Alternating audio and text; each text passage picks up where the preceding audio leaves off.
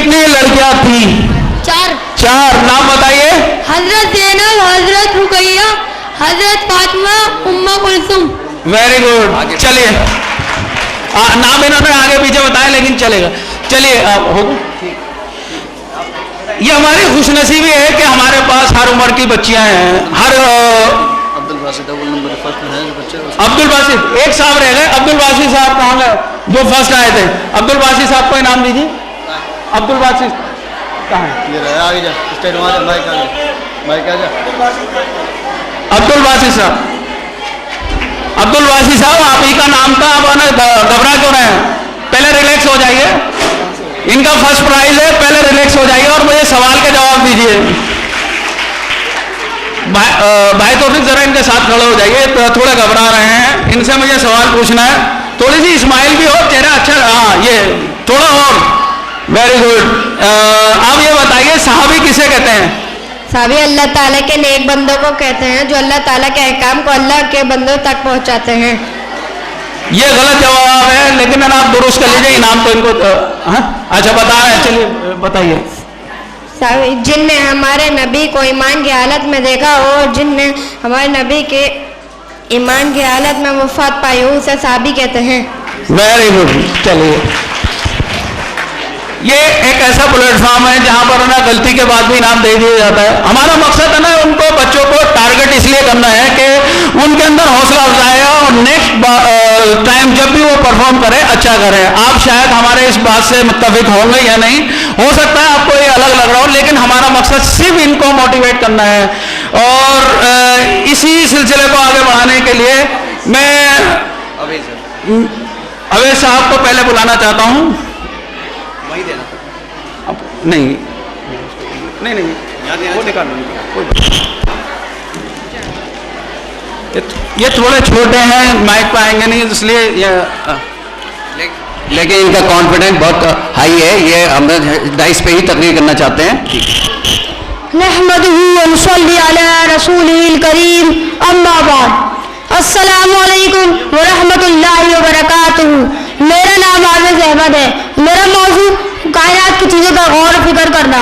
कुरान करीम ने भी इंसानों को कायनात की चीज़ों पर गौर व फिक्र करने की दावत दी है।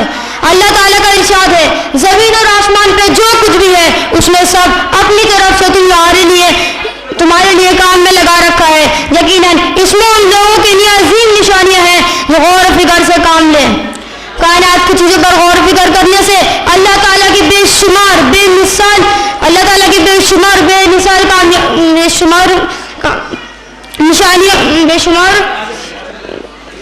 कारीगरी का इल्म होता है। उसकी ज़ात सिफात हासिल होती है, उसका तारुफ हासिल होता है। इस चीज़ का भी इल्म होता है कि अल्लाह ताला ने छोटी छोटी चीज़ों को भी हमारे लिए कितने बड़े बड़े फायदे रखे हैं। इस तरह में उन चीज़ों का सही तौर से इस्तेमाल करना भी आ जाता है। मुसलमानों में ऐसे बहुत से लोग गुजरे हैं जिन्होंने कायनात की चीज़ों पर गौर फिक्र करके अहम मालूमात लोगों तक पहुँचाई। मिसाल के तौर पर मोहम्मद बिन मूसल खवारजी, जिनका इंतकाल 850 ईस्वी में हुआ, जो हिसाब और रियाजी के अहम माहिर थे। अलजाबरा इन्होंने ही ईजाद की। गिनती की जो आदाद 1 2 3 4 5 6 7 8 9 की शक्ल में हम इस्तेमाल करते हैं, सबसे पहले इनका बयान इन्होंने ही किया। सिफर मानी जीरो का तारुफ भी इन्होंने ही कराया। इससे पहले जीरो का इस्तेमाल नहीं होता था। इनके अलावा भी मुसलमानों में बहुत से इल्म फन के माहिर आए जिन्होंने अजीम कारनामे अंजाम दिए। शुक्रिया। लोगों के समझ में नहीं आई बेटा ये तकरीर, क्योंकि बातों में थे, तो इसे दोबारा बताइए। गौर व फिक्र है इसका मतलब, इनका टाइटल दोबारा। नहमदुहु व नसल्ली अला रसूलिल करीम, अम्मा बाद। अस्सलामु अलैकुम व रहमतुल्लाहि व बरकातुहू। मेरा नाम आवेज़ अहमद है और मेरा मौजू कायनात की चीज़ों पर गौर व फिक्र करना। कुरान करीम ने भी इंसानों को कायनात की चीज़ों पर गौर व फिक्र करने की दावत दी है। अल्लाह ताला का इरशाद है कि ज़मीन और आसमान पे जो कुछ भी है सब उसने अपनी तरफ से तुम्हारे लिए काम में लगा रखा है। यकीनन इसमें उन लोगों के लिए बड़ी निशानियां हैं जो गौर व फिक्र से काम ले। कायनात की चीज़ों पर गौर व फिक्र करने से अल्लाह ताला की बेमिसाल कारीगरी का इल्म होता है। उसकी ज़ात सिफात की तनाई मिलती है और उसकी तारुफ हासिल होता है। नीज इस बात का भी इल्म होता है कि अल्लाह ताला ने छोटी छोटी चीज़ों को भी हम इंसानों के लिए कितने बड़े फ़ायदे रखे। इस तरह हमें उन चीज़ों का सही फायदा उठाना आ जाता है। मुसलमानों में ऐसे बेशुमार लोग उजड़े हैं जिन्होंने दुनिया की चीज़ों पर गौर फिक्र करके अहम मालूमात लोगों तक पहुँचाई, नई नई चीज़ें ईजाद की, इंसानों की तरक्की के लिए बुनियादी चीज़ें ईजाद की। मुसलमानों में ऐसे बेशुमार साइंसदान हैं जिन्होंने साइंस के मैदानों में बेशुमार और बेमिसाल कारनामे अंजाम दिए। मिसाल के तौर पे मोहम्मद बिन मुसल खवारज़मी, जिनका इंतकाल 850 ईस्वी में हुआ, जो हिसाब और रियाजी के अहम माहिर थे। इन्होंने ही ईजाद किया। गिनती की जो आदाद हम 1 2 3 4 5 6 7 8 9 की शक्ल में इस्तेमाल करते हैं, इन्हें इन्होंने ही ईजाद किया। सिफर यानी जीरो का तारुफ भी सबसे पहले इन्होंने ही कराया, नहीं तो इससे पहले जीरो का इस्तेमाल नहीं होता था। इनके अलावा मुसलमानों में इल्म के माहिर गुजर चुके हैं जो अहम कारनामे अंजाम दे चुके हैं। शुक्रिया। अब मैं कुछ नाम लूंगा जिनके 350 में से 350 नंबर हैं। अलीमा फरीद, आप में से किसी की बुला लीजिए उनको स्टेज पे। तोशिबा, अनुषा खान आ जाइए, अनुषा खान। सानिया, शाइस्ता, मोहम्मद, हाँ स्टेज पे बुला लीजिए इन सबको। सफिया नाज, तहरीन, औशा नाज, ये सब आ जाइए। कहाँ हैं ये लोग?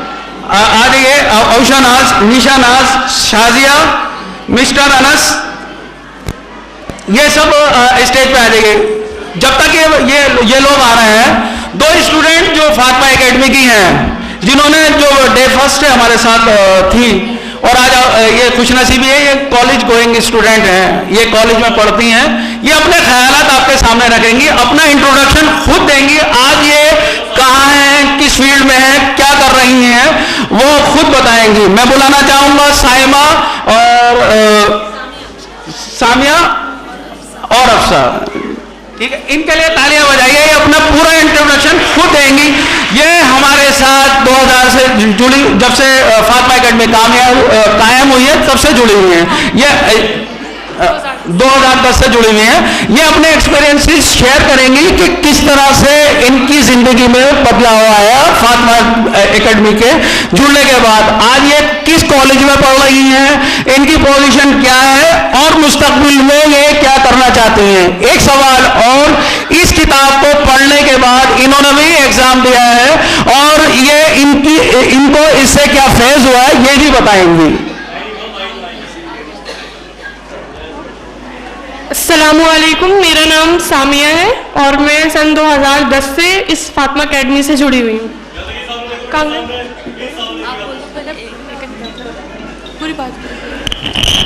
अस्सलामुअलैकुम, मेरा नाम अफसा फसी है और मैं 2010 से फातिमा एकेडमी के साथ जुड़ी हुई हूँ। मैं आपको बताना चाहती हूँ कि फातिमा एकेडमी एक ऐसा जरिया है जहां आप अपने बच्चों को अच्छी तालीम की तरबियत दे सकते हैं। ये एक ऐसा इदारा है जो कुछ चंद लोगों ने शुरू किया था और आज अल्लाह के शुक्र से इस मुकाम तक पहुंचा है कि लोग यहाँ की इसकी तादाद बढ़ती चली जा रही है और बच्चों को इस्लाम की तरबियत हासिल हो रही है। मैं आपको बताना चाहती हूँ कि मैं सेंट स्टीफेंस कॉलेज में पढ़ती हूँ और मुझे इसका कभी ख्याल भी नहीं था कि मैं इस कॉलेज में कभी जाऊंगी, लेकिन फातिमा एकेडमी के बदौलत मुझ में एक कॉन्फिडेंस पैदा हुआ जिसके ज़रिए मैंने उस कॉलेज में दाखिला लेने की हिम्मत की और वहाँ एक इंटरव्यू पास किया, वहाँ मुझे एडमिशन मिला। ऐसे ही आप सब जानते हैं सेंट स्टीफेंस दिल्ली यूनिवर्सिटी का नंबर 1 कॉलेज है, वहाँ पर पढ़ना ही एक बहुत बड़ी बात है। मैं आप सबसे गुजारिश करती हूँ आप भी अपने बच्चों को अच्छे से अच्छी तालीम दें, उनमें अच्छा हौसला अफजाई करें ताकि वो अच्छे और बेहतरीन स्कूल्स और कॉलेज में पढ़ें और अपने माँ बाप का नाम रोशन करें। शुक्रिया। अफसा, मैं आपसे कुछ सवाल पूछना चाहता हूँ। कौन सा कॉलेज में आप पढ़ती हैं? Saint Stephen's. वो कॉलेज ही क्यों चुना आपने? सेंट स्टीफेंस मैंने इसलिए चुना क्योंकि मैंने आपको अभी बताया कि वो नंबर 1 कॉलेज है और वहाँ पे पढ़ना ही एक बहुत बड़ी बात है। मैं आप सबसे गुजारिश करता हूं कि आप भी उसी कॉलेज में दाखिला लेने की या इससे अच्छा कॉलेज में दाखिला लेने के लिए कोशिश जरूर करें। आपके टारगेट वही हो कि हमें इन अच्छे से अच्छे कॉलेज में हिस्सा लेना है। मैं आप सबसे गुजारिश करता हूं कि आने वाले वक्त में हम इस एकेडमी के जरिए देखें कि आप जितनी बच्चियां बैठी हैं, कोई डॉक्टर, कोई इंजीनियर, कोई जिस फील्ड में भी जाना चाहें जाए। हमारी यही कोशिश है, इसमें हमारी मदद की जहां पर भी आपको जरूरत हो हम आपके लिए हाजिर हैं। ठीक है, आप सामने आप बताइए कि आप ना कौन से कॉलेज में पढ़ती हैं। तो पहले मैं थोड़ा अपना एक्सपीरियंस शेयर कर लूँ क्योंकि हाँ जी, पहले थैंक यू। तो सन 2010 में मैं यहाँ पर आई थी 12th क्लास पास करके। 12th क्लास के एग्ज़ाम मार्च में ख़त्म हुए थे और अप्रैल में मैं यहाँ आ गई थी। आप सबकी तरह मैं एक बहुत मामूली स्कूल में पढ़ी थी। मैं नाम बता के उस स्कूल का नाम ख़राब नहीं करना चाहती क्योंकि जिस स्कूल में हम पढ़ते हैं वहाँ की बुराई नहीं करनी चाहिए। तो मेरे अंदर इतना भी कॉन्फिडेंस नहीं था कि मैं स्टेज पे आ सकूं, और जब भी मैं स्टेज पे खड़ी भी होती थी तो ऐसा लगता था कि सबकी नज़रें मुझे ही घूर रही हैं और मैं पूरी तरह कपकपाने लगती थी। फिर सन 2010 में यहाँ पर्सनालिटी डेवलपमेंट कोर्स हुआ।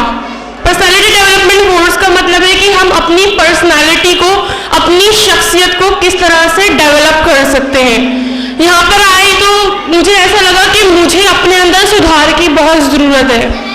आपको मैं बताना चाहूँगी, मैं अपनी तारीफ नहीं कर रही, लेकिन 12th क्लास तक मैं फर्स्ट पोजीशन पे आती थी, लेकिन इतना कॉन्फिडेंट नहीं था कि कहीं भी जाके किसी से बात कर सकूं। लेकिन पर्सनालिटी डेवलपमेंट जब कोर्स यहाँ पे सर ने शुरू करवाया तो उन्होंने बोला कि स्टेज आपको खा नहीं जाएगा, स्टेज पर आके बोलने से आपको कोई पकड़ के मारेगा नहीं। तब मुझे लगा कि स्टेज कोई बड़ी बात नहीं है, सब आके स्टेज पे बोल सकते हैं। तब वहाँ से मुझे लगा कि मेरा डेवलपमेंट शुरू हुआ। इंटेलेक्चुअल तो हो चुका था, लेकिन बिहेवियरल डेवलपमेंट और पर्सनालिटी डेवलपमेंट वहीं से शुरू हुआ। उसके बाद फिर मैं जब यहाँ से जुड़ी तो मुझे पता चला कि यहाँ पे अरबिक में कुरान सिखा रहे हैं वर्ड टू वर्ड। 200 क्लासेस में हमें पूरी आ जाएगी कुरान। तो मैं तब वहाँ जुड़ी और अल्लाह का शुक्र है अब वहीं जुड़ी हुई हूँ आज तक। यहाँ पे और भी कोर्स होते रहे हैं जिसमें मैं लगातार शामिल रही हूँ। सर वो गवर्नमेंट जॉब वाली भी बताऊँगा। इन्होंने मुझसे एक अपना मशवरा मुझे दिया था और ये आप सबसे भी शेयर करना चाहती हैं। और आप शायद आप सबके जहन में भी ये सवालात हों कि हमारी जो बच्चियां हैं जो पढ़ती हैं, तालीम हासिल करती हैं, इसके बाद इनके लिए कुछ जॉब ओरिएंटेड कोर्सेज भी होना चाहिए, कुछ ऐसे क्लासेस भी होना चाहिए। वो आप शेयर कीजिए जो आपके जहन में है पहले। ठीक है, यहाँ से जुड़े होने के साथ साथ मैं एक और अकेडमी से भी जुड़ी हुई हूँ। तो वो लोग सर्वे करते हैं। आप लोगों को पता ही होगा कि हम मुसलमान हिंदुस्तान के अंदर अक़लियत या माइनॉरिटीज़ में आते हैं। तो उन लोगों ने जब सर्वे करा तो उन्हें पता चला कि मुसलमानों का जो रोल है गवर्नमेंट जॉब्स में सिर्फ 0.25% है। मतलब अगर 100 में सिर्फ एक आदमी ऐसा होता है जो मुसलमान होता है और गवर्नमेंट जॉब में होता है। हम लोग सब पढ़ते हैं लेकिन गवर्नमेंट जॉब्स में नहीं जा पाते, हमारे पास कोई पावर नहीं होती। तो अल्लाह का शुक्र है मेरे अंदर ये जज्बा पैदा हुआ कि मुझे सिर्फ अपना डेवलपमेंट नहीं करना है, अपनी पूरी कौम का डेवलपमेंट करना है। और मुझे ऐसे लोग मिले जिसके जरिए मैं अपनी बात लोगों तक पहुंचा सकी। तो अभी एक अकेडमी है जो इंडियन इस्लामिक कल्चर सेंटर में चल रही है लोधी रोड पे। माशाल्लाह यहीं के स्टूडेंट्स हैं, यहीं के टीचर्स हैं, वो लोग वहाँ पर क्लास लेते हैं और सिर्फ 1 साल के अंदर 300 स्टूडेंट्स गवर्नमेंट जॉब में जा चुके हैं, जिनमें से IAS भी कई सारे हैं। आपको पता होगा IAS देश की सबसे पावरफुल गवर्नमेंट जॉब होती है। तो मैं इस बात के लिए बहुत खुश हूँ, इसलिए मैंने जावेद सर से बोला कि मुझे बहुत दुख होता है कि स्टूडेंट्स भी पुरानी दिल्ली के हैं, टीचर्स भी पुरानी दिल्ली के हैं, लेकिन हमारे पास जगह नहीं है कि हम यहाँ पे शुरू कर सके, इसलिए लड़कियाँ इस चीज़ से काफ़ी दूर रह पाती हैं। मैं शुक्र करना चाहूँगी अपनी वालिदा का कि वो मुझे मेरे पे भरोसा करके मुझे इतनी दूर भेज देती हैं। तो मैंने सर से ये बात कही कि सर हमारे पास जगह है और उन लोगों के पास काबिलियत है, तो क्यों ना इन दोनों चीज़ों को जोड़ दिया जाए ताकि सब लोग फ़ायदा उठा सके। एक और बात सर एक और बात मैं ये कहना चाहती हूँ कि हमारे अंदर थोड़ी सी कमी है, हम लोग थोड़े कंजर्वेटिव हैं कि लड़कियों को जॉब नहीं करनी चाहिए, लड़कियों को आगे नहीं बढ़ना चाहिए। लड़के और लड़कियां दोनों मिलकर जब आगे बढ़ेंगी तभी हमारी कौम आगे बढ़ पाएगी। आपको नहीं पता, आप जब दिल्ली से बाहर जाएंगे तब आपको पता चलेगा कि मुसलमान लोगों की नज़रों में क्या अहमियत रखते हैं, वो किस नज़र से हम लोगों को देखते हैं। पुरानी दिल्ली के लोगों को बहुत ही बुरा और घटिया माना जाता है। मैं एक वजाहत कर दूं, पुराने दिल्ली के लोग घटिया और कंजर्वेटिव नहीं है। इसी गलियों से हमारी बादशाहत बर्मा से लेकर अफगानिस्तान तक थी, यहीं से सारे फैसले हुआ करते थे। मुगलिया दौर में यही वो जगह थी जो फैसले आज नई दिल्ली से होते हैं वो यहाँ से हुआ करते हैं। हमें किसी शर्म की जरूरत नहीं है, हमें किसी भी चीज की जरूरत नहीं है, हमें एक कोशिश करनी है, दोबारा वो मुकाम हासिल करना है और आप लोग सब हमारी इसमें मदद करेंगे। अगर हम तालीम याफ्ता होंगे, हम इस मुल्क पर फिर उसी तरीके से सरकारी नौकरी के मुल्क की प्राइम मिनिस्टरशिप भी हमारा होता है। जरूरत है सिर्फ आज हमें तालीम की। तालीम के लिए आप लोगों को दोबारा से उसी मयार पे फिर उठना होगा और अपने बच्चों को अच्छी से अच्छी, बेहतर से बेहतर तालीम देनी होगी। तालीम कौन सी हो, कैसी हो, ये नहीं जरूरी कि आप दीनी ही तालीम दें, दोनों तालीमें जरूरी हैं, दीनी भी दुनियावी भी। और आज मॉडर्न दौर की कंप्यूटर साइंस यानी कंप्यूटर की तालीम भी हमारे बच्चों के लिए जरूरी है। इंशाल्लाह बहुत जल्द फातिमा एकेडमी इसके लिए कोशिश कर रही है। आप लोगों का ताउन अल्लाह रब्बुल इज्जत की ने अगर हमसे काम लेना हुआ, हम अपने बच्चों के लिए ऐसे कोर्सेज यहीं पर शुरू करेंगे। हमारे बीच एक NGO ने हमसे रब्ता किया है जो एक कोर्स कराना चाहती है। मोहतरमा आप आएंगे, इसमें ये एक कोर्स कराना चाहती हैं और ये भी मुसलमानों की फलाह के लिए काम करना चाहती हैं और ये अपने बताएंगी वो कोर्स क्या है। अगर आप चाहते हैं कि वो कोर्सेज शुरू हो तो नहीं, आप ये बाद में बताएंगी, ठीक है। मैं मौलाना जमशेद साहब से गुजारिश करूंगा कि कुछ स्टूडेंट जो हमारे जिन्होंने 350 में 350 नंबर हासिल किए हैं, इनको अपने हाथ से इनाम दें। मैं जाज साहब से गुजारिश करूंगा कि इन बच्चियों को ना इनाम दें अपने हाथ से। अनुषा आप आइए। हाँ बोलिए, पहले इनाम दें। अस्सलाम वालेकुम। मैं इनाम देने से पहले आपको ये बता दूं कि जो तालीम आप हासिल कर रही हैं, अल्लाह रब्बुल इज़्ज़त आपको हमेशा मरते दम तक तालीम हासिल करने की तौफीक अता फरमाए। तालीम जो है एक इतनी ज़रूरी है जिससे कि इंसान दुनिया और आखिरत की दोनों जहान की भलाई हासिल करता है। हमें जहाँ दुनिया की तालीम हासिल करनी है वहाँ दीन की तालीम भी हासिल करनी है।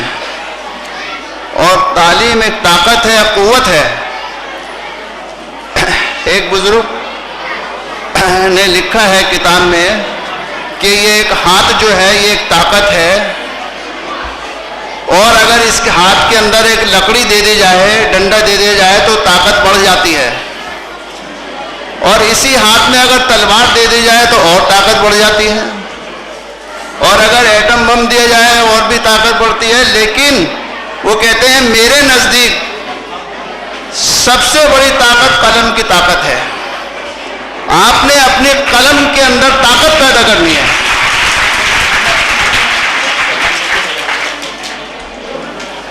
और आपने अपने बड़ों का, बुजुर्गों का अदब करना है, लिहाज करना है, अपने माँ बाप का अदब करना है, अपने माँ बाप की इताअत और फर्माबरदारी करनी है। माँ बाप जो हैं वो जन्नत के मालिक हैं, समझिए। अल्लाह ताला ने उनका रुतबा एक दिया है। इस्लाम ने एक तालीम ऐसी दी है कि पूछा गया जब रसूलुल्लाह सल्लल्लाहु अलैहि वसल्लम से कि माँ बाप का क्या हक है, तो फरमाया कि वो तुम्हारे लिए जन्नत है या दोज़ख है, उनकी इताअत और फरमाबरदारी तुम्हारे लिए जन्नत है, उनकी नाराजगी तुम्हारे लिए जहन्नम है।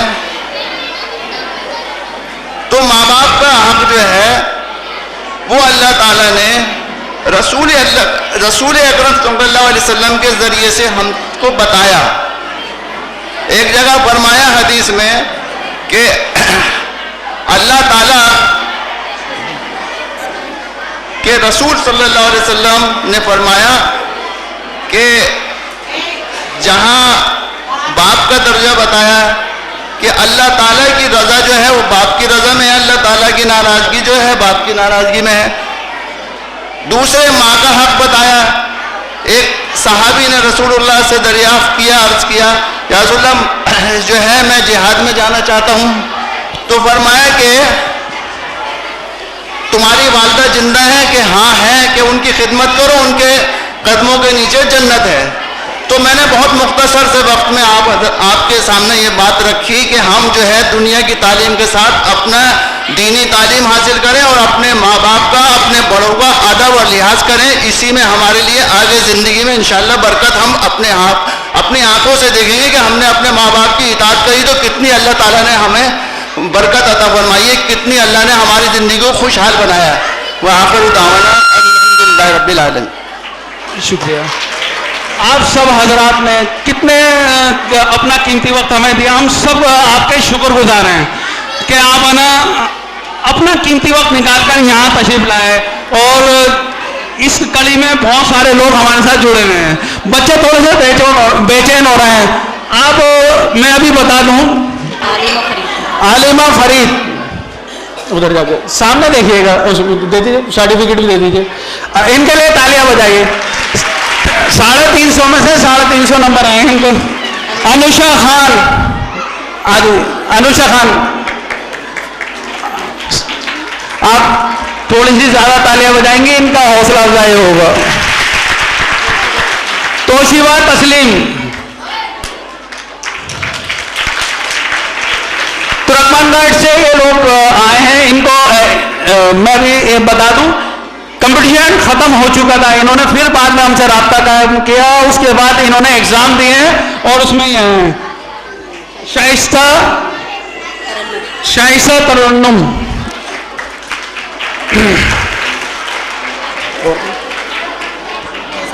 सानिया,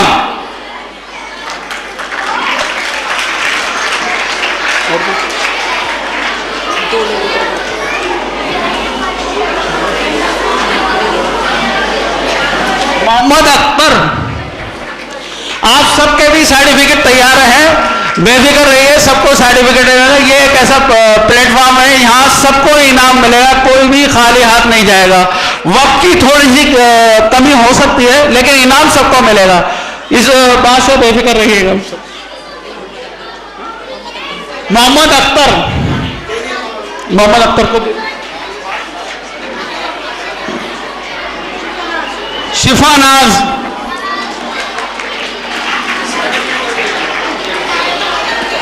इसके बाद जीनत महल स्कूल की स्टूडेंट्स सब इस साइड आ जाइए, जीनत महल की।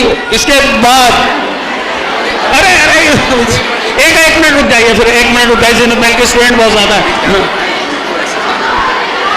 चलिए बाकी के मैं बाद में दे देंगे, इनके नाम लिखवा लेंगे। अब इनको सबको ना एक डायरी वो दे दिए, सर्टिफिकेट आपके तैयार हो रहे हैं,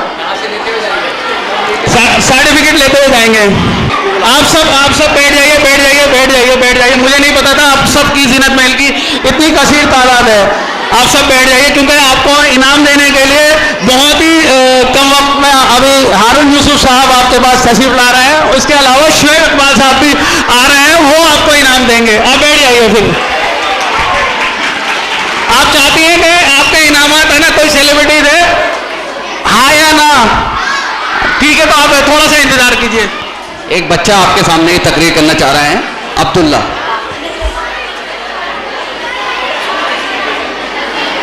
अरे वापसी देंगे। अस्सलामु अलैकुम व रहमतुल्लाहि व बरकातुहू।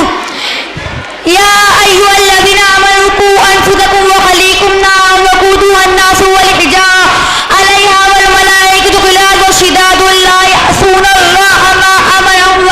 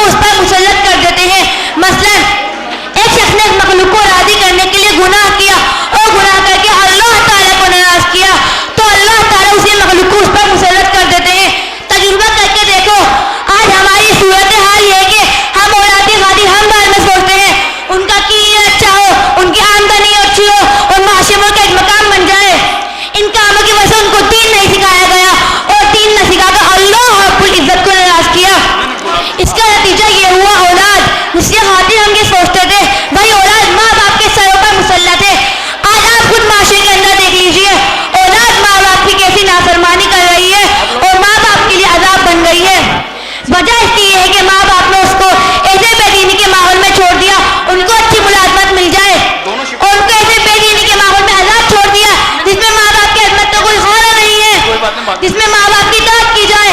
अगर वो कल को अपनी नफ्सानी ख्वाहिशात के मुताबिक फैसला करते हैं तो माँ बाप बेटे रो रहे हैं कि हमने इनको दीनदारी की लाइन में क्यों नहीं डाला।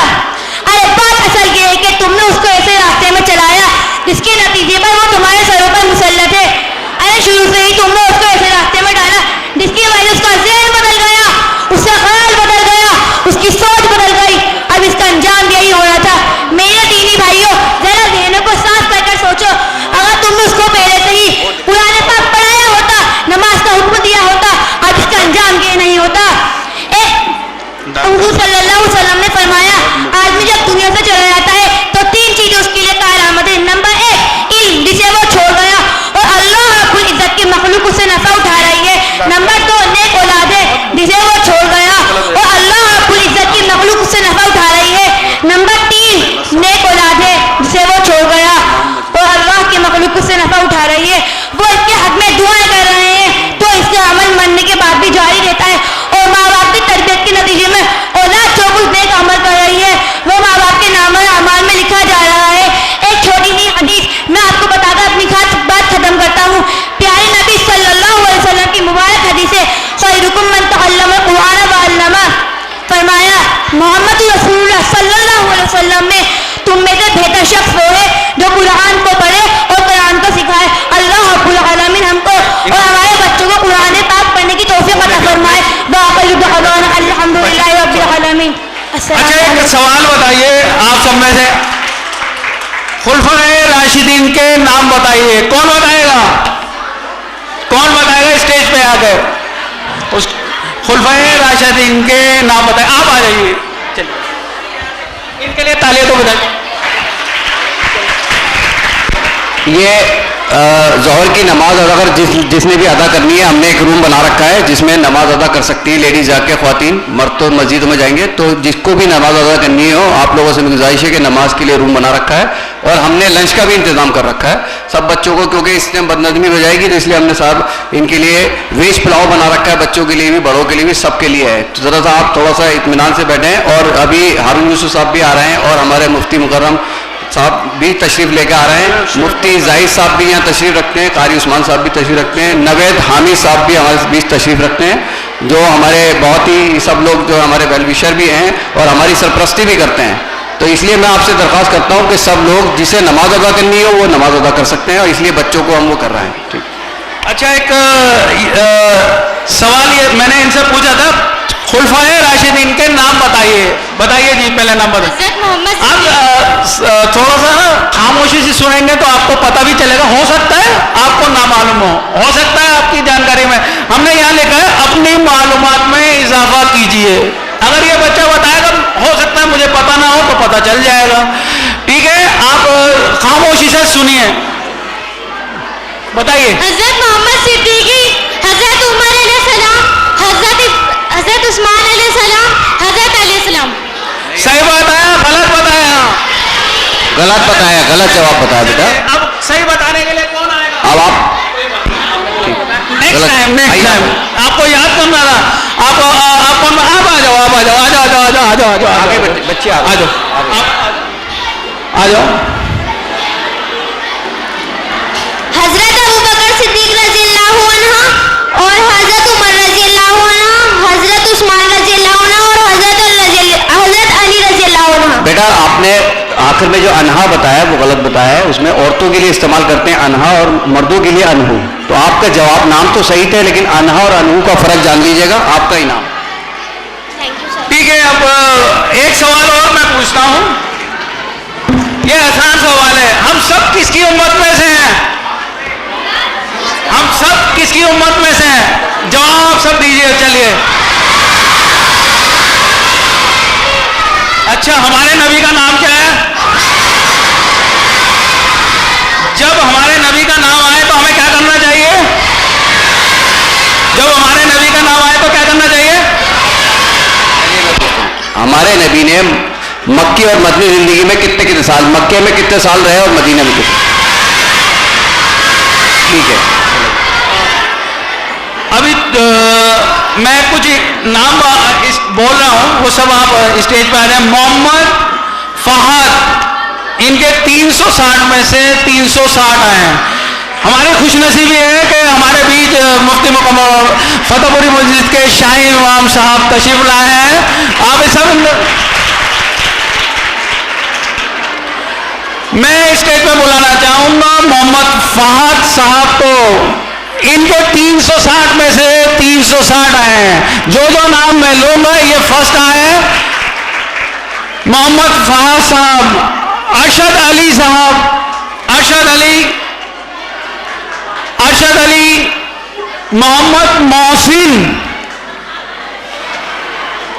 उमर नूर, बुरहान उद्दीन, नबिया फातिमा, हादिया आकिल, आलिया मुईन,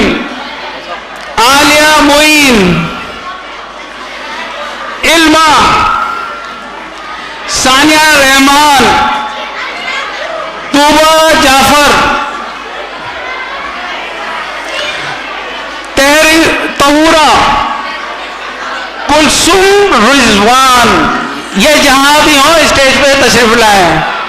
मैं स्टेज पे इनवाइट करना चाहूंगा आदिल इन ग्रुप को, वो जहां भी हो तशरीफ लाए। आदिल, अयाज और उनका ग्रुप। अच्छा,